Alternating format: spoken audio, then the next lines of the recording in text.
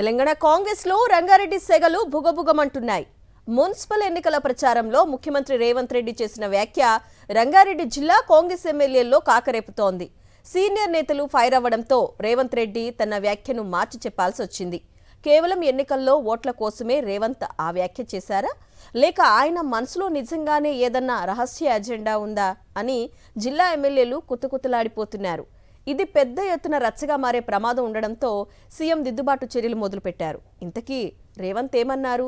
ఎమ్మెల్యేలకు ఏమనిపించింది? అసలు ఎక్కడ చిచ్చురేగింది? రంగారెడ్డి జిల్లా కాంగ్రెస్ లో అసమ్మతి జ్వాలలు పెట్రోల్ పోసి అగ్గిపుల్ల గీసినట్లు అమాంతం భగ్గుమని చెలరేగాయి. ఈ జ్వాలలకు మూలం జిల్లాలోని పరిగి ఎన్నికల సభలోనే ఉందని రాజకీయ విశ్లేషకులు అంటున్నారు. విషయం ఏమిటంటే, మున్సిపల్ ఎన్నికల ప్రచారంలో భాగంగా ముఖ్యమంత్రి రేవంత్ రెడ్డి పరిగిలో ఏర్పాటు చేసిన సభలో పాల్గొన్నారు.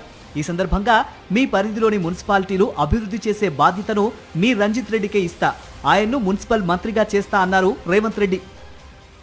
ఇవాళ డాక్టర్ రంజిత్ రెడ్డి ఈ ప్రాంత అభివృద్ధిలో ప్రభుత్వం వైపు నుంచి కూడా మీకు అండగా నిలబడతాడు.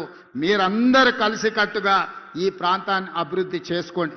మున్సిపాలిటీలలో ప్రతి మున్సిపాలిటీలో ప్రత్యేకమైన అభివృద్ధి కార్యక్రమాలను తీసుకొని రంజిత్ రెడ్డి గారిని ప్రత్యేకమైన బాధ్యత ఇచ్చి మున్సిపల్ మంత్రిగా వారిని పెట్టి ఈ చేవెళ్ల పార్లమెంటు నియోజకవర్గంలో ఉన్న ప్రతి మున్సిపాలిటీకి ప్రత్యేకమైన నిధులు ఇస్తా, మాజీ పార్లమెంట్ సభ్యునికి బాధ్యత ఇస్తా, ఎన్ని నిధులు కావాలన్నా ఇచ్చే బాధ్యత నాది. పని చేయించుకునే పని మీది. పరిగి సభ ముగియక ముందే ఈ సభలో రేవంత్ చేసిన వ్యాఖ్యల ప్రకంపనలు రంగారెడ్డి జిల్లా కాంగ్రెస్ నేతల గుండెల్లో అగ్గి రాజేశాయి.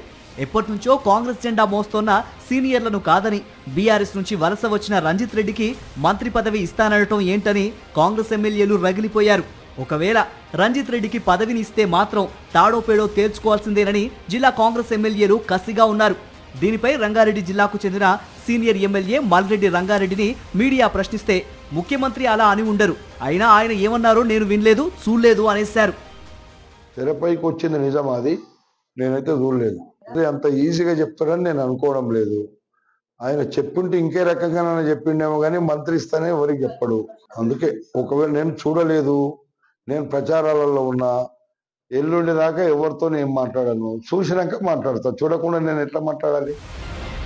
రంగారెడ్డి జిల్లాకు మంత్రి పదవి ఇవ్వాలన్నది తమ అందరి ఆకాంక్ష అన్నారు మల్రెడ్డి రంగారెడ్డి. ఒకవేళ జిల్లాకు ఓ మంత్రి పదవిని ఇవ్వాలని నిర్ణయించుకుని సామాజిక సమీకరణాల్లో భాగంగా తన కులం అడ్డొస్తుందని భావిస్తే ఇతరులకు మంత్రి పదవి ఇచ్చినా తాను సహకరిస్తానన్న మల్రెడ్డి ఎవరికి ఇచ్చినా వారు జిల్లా నేతలే అయి ఉండాలని షరతు పెట్టారు. అంటే వలస నేతలకు ఇస్తే ఊరుకోమని స్పష్టం చేశారు.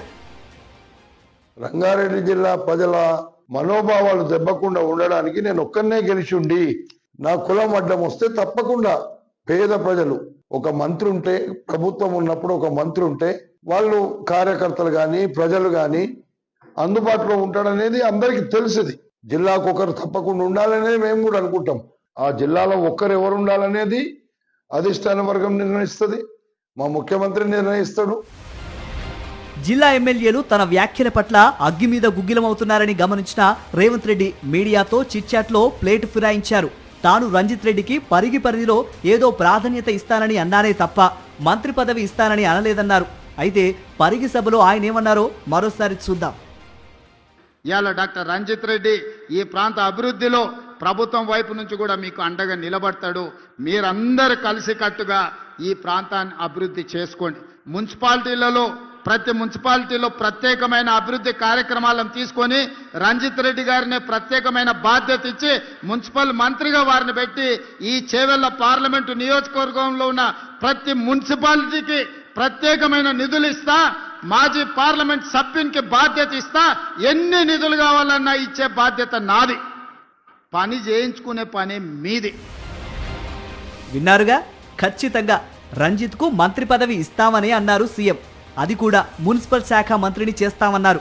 మరి ఆ హామీ ఎన్నికల కోసం చేసిన సాదాసీదా హామీనా, లేక తన మనసులో ఎప్పటినుంచో దాగి ఉన్న రహస్య అజెండానా అన్నది కాలమే తేల్చాలి. మొత్తానికి జిల్లా కాంగ్రెస్ ఎమ్మెల్యేలు మాత్రం కాస్త అసహనంగానే ఉన్నారు.